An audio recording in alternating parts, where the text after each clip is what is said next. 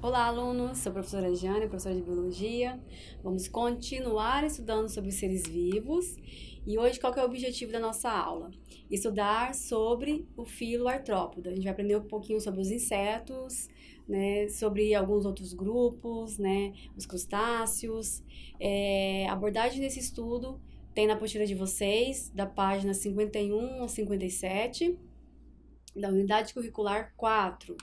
Tá? Então, vamos falar um pouquinho sobre o filo artrópodes.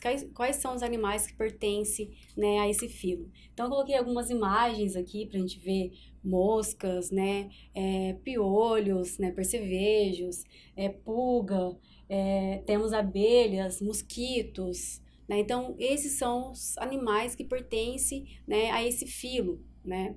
E tem uma significância, né, o nome do filo, artrópoda.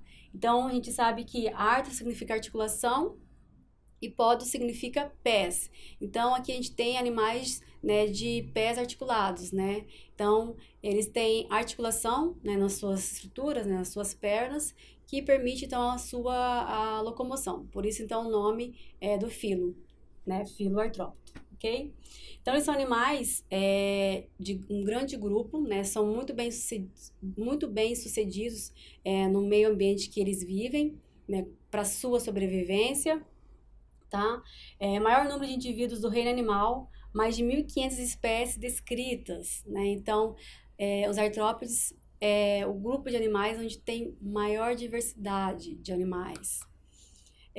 Esse filo aqui é composto, né, por alguns animais, como, né, a gente já mencionou, dentro de algumas classes que nós vamos aprender depois, tá? Então, insetos, os aracnídeos, os crustáceos, os quilópodes, que são piolhos de cobra, tá? Então, a gente sabe que dentro do filo dos artrópodes, estima-se que os representantes desse filo equivalem a 84% de todas as espécies conhecidas, né, que a gente tem descritas, tá? E aonde que eles vivem, né? O ambiente que eles vivem, né, são vários, né, ambientes. Então, a gente tem aqui animais que precisam voar, né? Animais que são parasitos e muitos são utilizados como alimento, né? Alguns podem causar prejuízos, problemas de saúde pública, prejuízo na agricultura, né? A gente pode mencionar depois, né, sobre isso. E quais são as principais classes, né, desses grupos aqui? Classe insecta é onde tem formigas, né, onde tem moscas, aracnida, onde tem aranhas, onde tem carrapatos, escorpiões, e esses grupos a gente vai estudar separadamente. Crustáceas, composto por ciris, camarões, né, quilópoda, lacraia, centopeias, onde também tem aqueles conhecidos, né, que a gente chama de piolhos de cobra. E quais são as características desses grupos aqui, né? Eles são triblásticos, né? Vocês já conhecem, já sabem que são animais triblásticos. Eles são celomados, né? Características que nós também já aprendemos. Eles possuem simetria bilateral.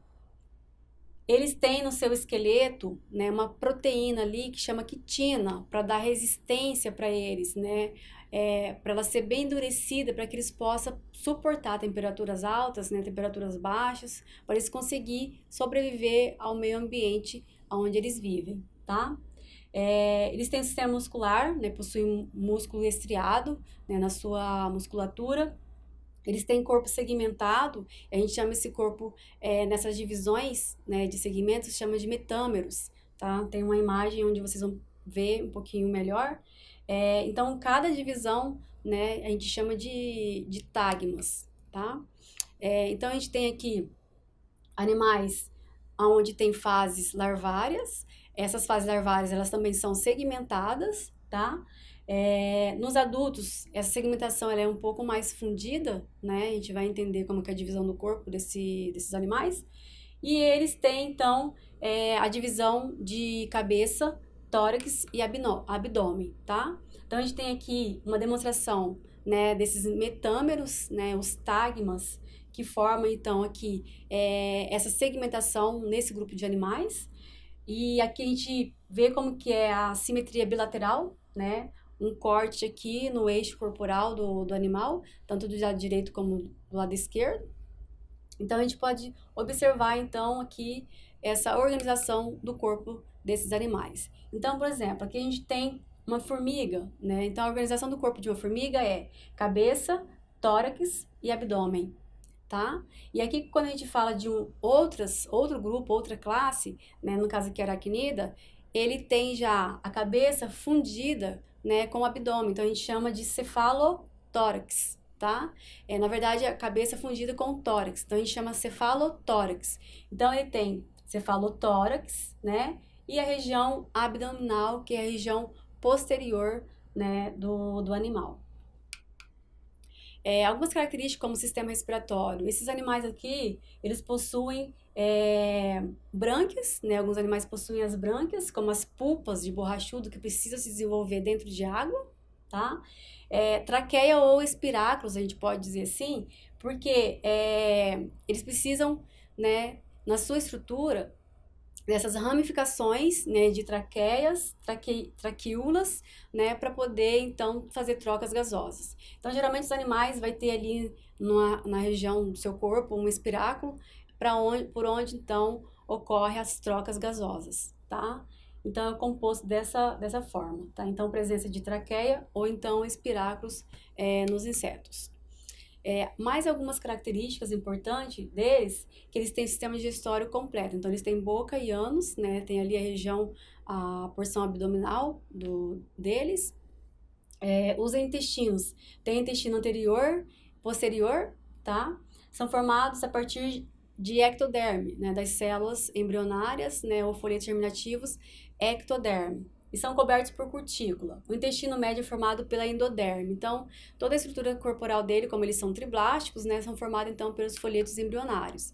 Aqui nessa imagem a gente pode ver uma ilustração de como que é o intestino desse grupo, né? Então, a gente tem aqui intestino anterior, né, o intestino médio e o intestino posterior desse grupo, tá? Então, a gente tem intestino anterior, que faz digestão, o intestino médio, que faz a absorção, e o intestino posterior, que faz então a excreção. A gente pode ver que no intestino médio tem presença do tubo de Malpighi, que são estruturas, né, presente ali que faz aquela função de excreção nesse grupo aqui dos animais, né? Nos grupos anteriores a gente viu que tinha protonefrídeos, né, metanefrídeos, e aqui a gente vê então que existe uma estrutura que chama túbulo de Malpighi, né, que faz essa função de excreção, tá? Então aqui, pessoal, tem resumidamente, né, a função do intestino desse grupo, tá? Com relação ao sistema circulatório deles, né, possui coração. O sistema circulatório aqui é uma circulação aberta, né? Eles também possuem, como a gente viu lá no grupo dos moluscos, alguns têm circulação aberta, e essa circulação, ela é realizada pela hemolinfa, tá? Pelo líquido hemolinfa, ok? E aqui ela vai acontecer da mesma forma, tá? Então, a hemolinfa, ela que vai transportar as proteínas, né, sais minerais, ao longo do corpo desse animal. Então, é essa característica, né, do sistema circulatório desse grupo aqui, tá? Aqui nessa foto a gente pode observar esses ostíolos aqui, que são estruturas que formam o coração, né, desse grupo. Então, a gente tem aqui ao longo do corpo dele, né, formado então por ostíolo. Esse ostíolo, então, ele é circulado ali, né, por meio então de vasos, e que são liberados em cavidades, né, na hemocele desses animais. Com relação ao sistema nervoso, né, e sensorial.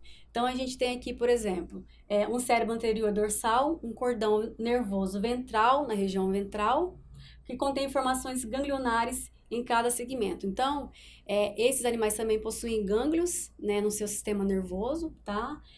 Levando para eles sensibilidade, né, por ter ali, né, uma sensibilidade trazida por um sistema, digamos assim, sensorial, né, nesse grupo.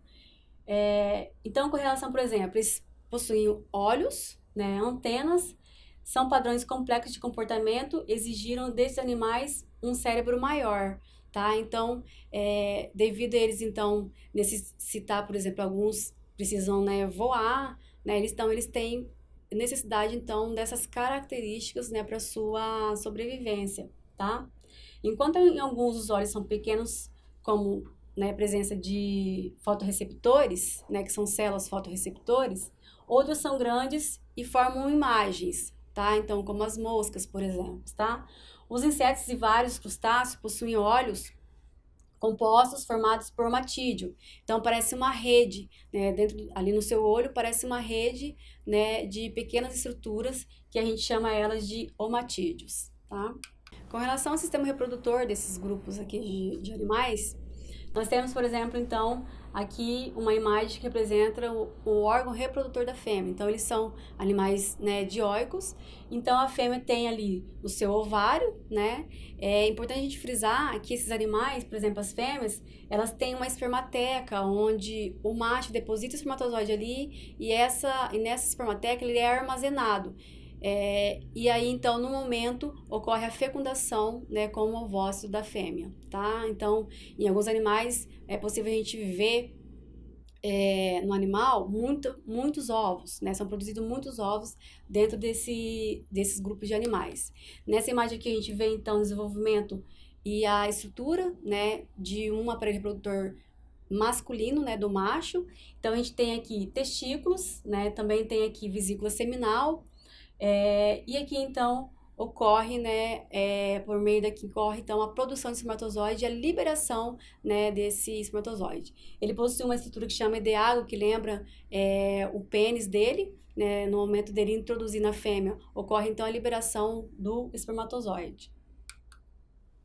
O sistema excretor, como eu já comentei, é feito pelos tubos de Malpighi, né, as excretas aqui nesse grupo ácido úrico, né? A gente está falando de animais, né, que vivem ali em ambientes terrestres, tá? Então, o importante é a gente saber que a excreção é feita pelos túbulos de Malpighi, né? E a excreção de compostos nitrogenados então, o ácido úrico. Então, aqui a gente tem a imagem, né, onde a gente pode observar aqui os tubos de Malpighi, né, na região do intestino médio, aqui, né, como se fosse algumas ramificações, estruturas esbranquiçadas, né, que é assim a morfologia dele.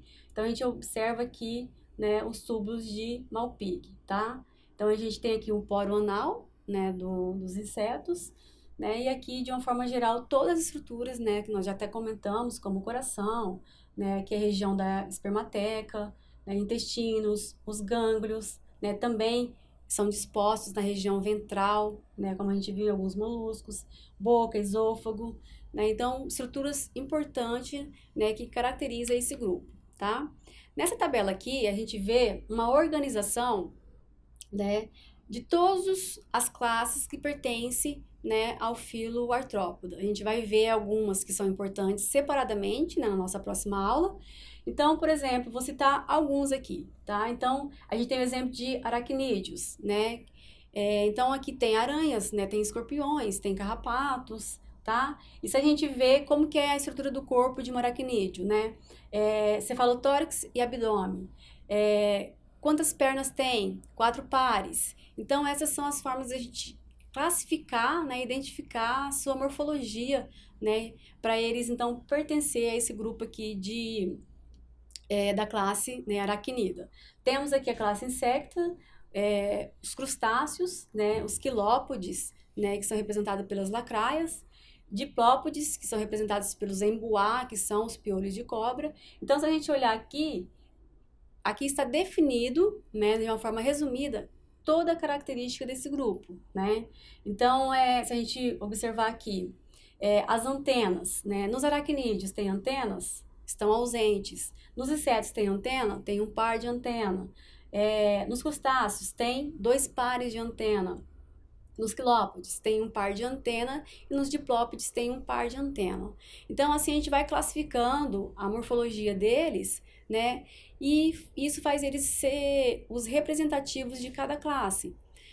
Então, nossas próximas aulas agora, a gente vai aprender, cada grupo desse daqui separadamente, com a sua biologia, com a sua estrutura, né, mais detalhadamente, né? Então, por hoje, a gente fica com esse conhecimento. Aguardo vocês na nossa próxima aula. Desejo muito entusiasmo no estudo de vocês. Até mais, alunos!